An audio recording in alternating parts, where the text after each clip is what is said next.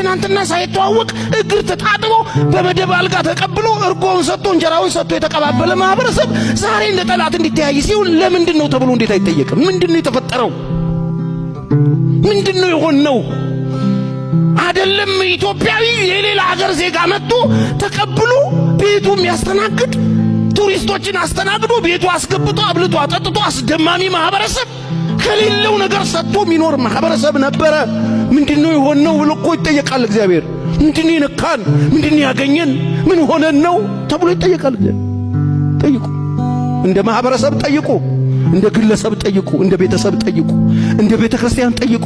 ለምንድነው ሞገስ ያጣን? ለምንድነው ክብር ያጣን? እግዚአብሔርን ያላወቀ ስራውን ያላወቀ ትውልድ ተነሳ። አመፀኛ ትውልድ፣ የፈለገውን የሚያርግ፣ ማንንም ማይሰማ፣ መሳፍንቶቹን ማይሰማ፣ የተሾሙለትን ማይሰማ፣ መሪዎቹን ማይሰማ፣ ቤተክርስቲያንን ማያከብር፣ ግዴለሽ ጌሬዳሽ የሆነ ትውልድ በምን አይነት መሰረት ላይ እንደቆምን ሳናውቅ እንደዚህ አይነት ትውልድ ሲነሳ ባለጌ፣ አመንዝራ፣ ክፉ፣ አመፀኛ፣ የማይሰማ የማይመለስ ከእግዚአብሔር ይልቅ ተድላን የሚወድ ትውልድ ይነሳ። ልክ እንደዚያው ነው። ልክ መሳፍንት ዘመን እንደነበረ ነው። አሁን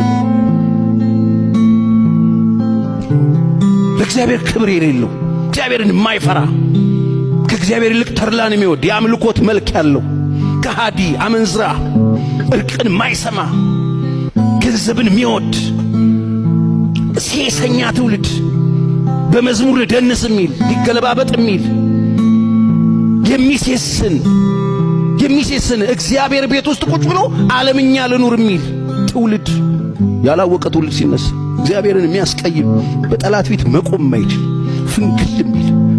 ፍንግል ማንም እንደፈለገ የሚያደርገው ትውልድ ይነሳ። መቼ ካላችሁ ያላወቀ ትውልድ